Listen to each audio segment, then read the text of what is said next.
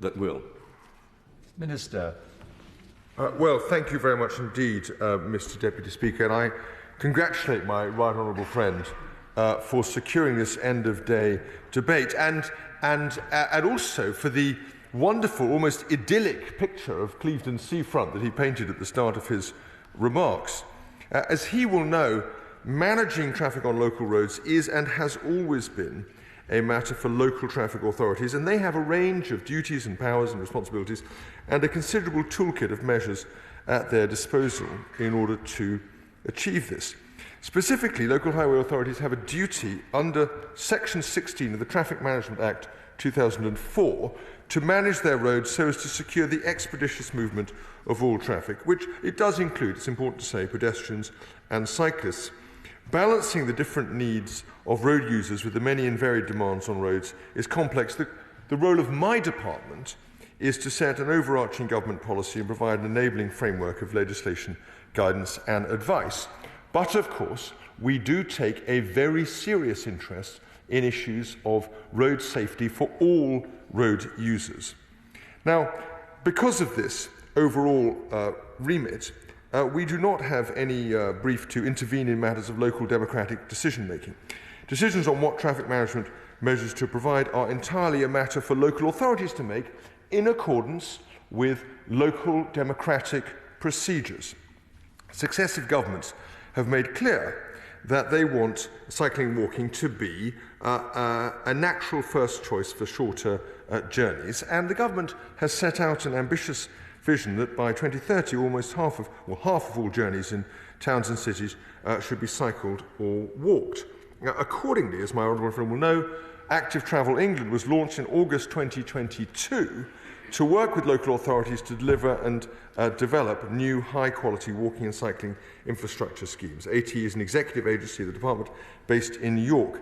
Now, it's important to say that one of ATE's core functions is to drive up the quality of new walking and cycling schemes and to provide local authorities with the right skills in order to deliver them. And of course, ATE will review the quality of designs at bid stage, design stage and after construction. ATE is already proving to be a very valuable resource where there are local concerns about safety. Now, in general, the government takes, as I've said, road safety extremely seriously.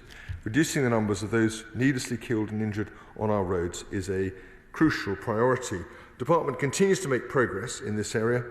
For example, through the Safer Roads Fund, we've invested in schemes to make our 50 most dangerous roads safer. All those schemes are complete or underway, and over the next 20 years, these improvements alone are expected to save 1,500 lives. We've also completed the biggest overhaul of the highway code in decades in 2022, so that vulnerable road users, like pedestrians and cyclists, have priority under certain situations. And the department's also working on a road safety strategic framework with an aim to be published, to have it published this spring. Based on a safe system approach, it will consider what might be appropriate to support performance indicators on casualty reduction. Of course I will. I'm very grateful to my right honourable friend, but he mentions those who are vulnerable. But those who are elderly, those who are disabled, who rely on motor transport to get from A to B, must have their voices heard too. And it can't simply be that we give priority to cycleways, which actually increase the danger for some of my constituents that I've mentioned, the elderly or the disabled. He's absolutely right, and of course in setting out the general framework of policy, I have yet to come to a specific discussion of the situation in Clevedon, but of course the elderly people that he describes will themselves be pedestrians as they make the final part of their journey to the seafront, and their safety too must be absolutely a part of an overall framework that respects their well-being and their health. Let me just say one final point. Local authorities have a statutory duty under the Road Traffic Regulation Act to ensure safe movement of all traffic. They're responsible for ensuring that the infrastructure they provide, including for walking and cycling, is safe and fit for purpose.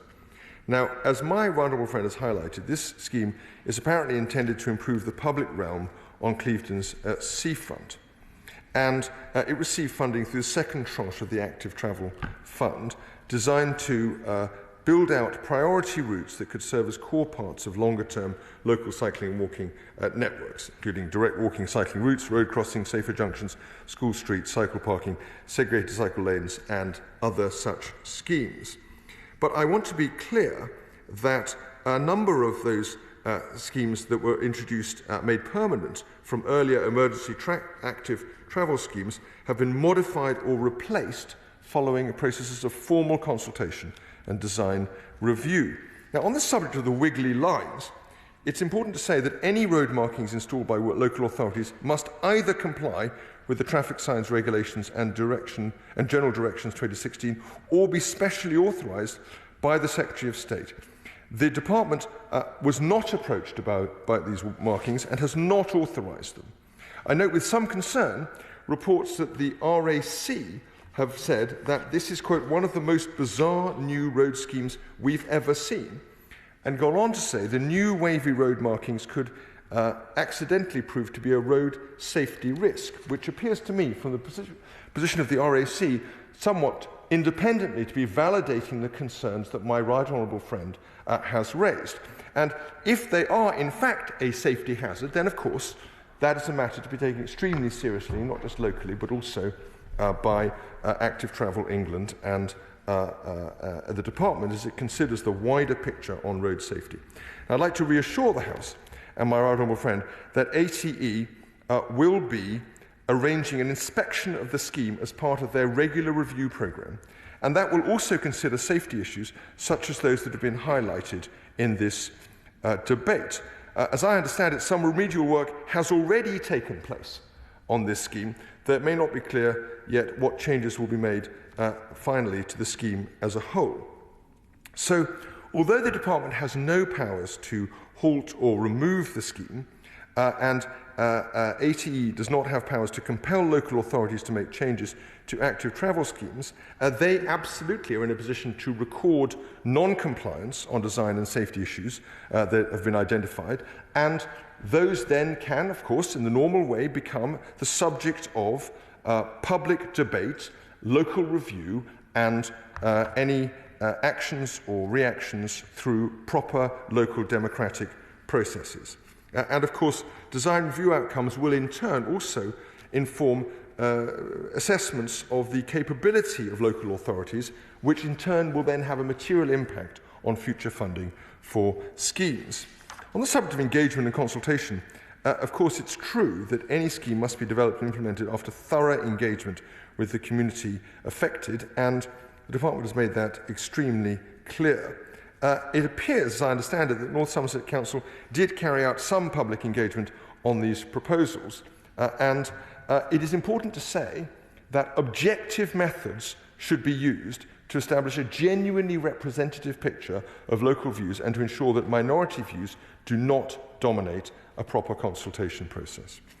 And of course, engagement should not end when a scheme is introduced. Authorities should continue to monitor how schemes are performing and make changes if those changes are required. I notice that some changes have apparently already been made to this scheme. Authorities should also be open to making changes in any scheme in the light of further experience, real-world feedback.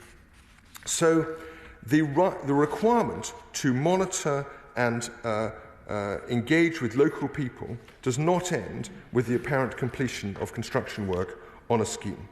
Let me close by saying I'm very thankful to my honourable friend for raising this, for putting this important local issue on the floor of the House of Commons and in the public record. ATE will be inspecting this scheme as part of the normal review process, and we as a department will continue to focus on safety and the improvement of safety for all road users now and in the future. The question is that this House do now adjourn. As many of that have been say aye. I think the ayes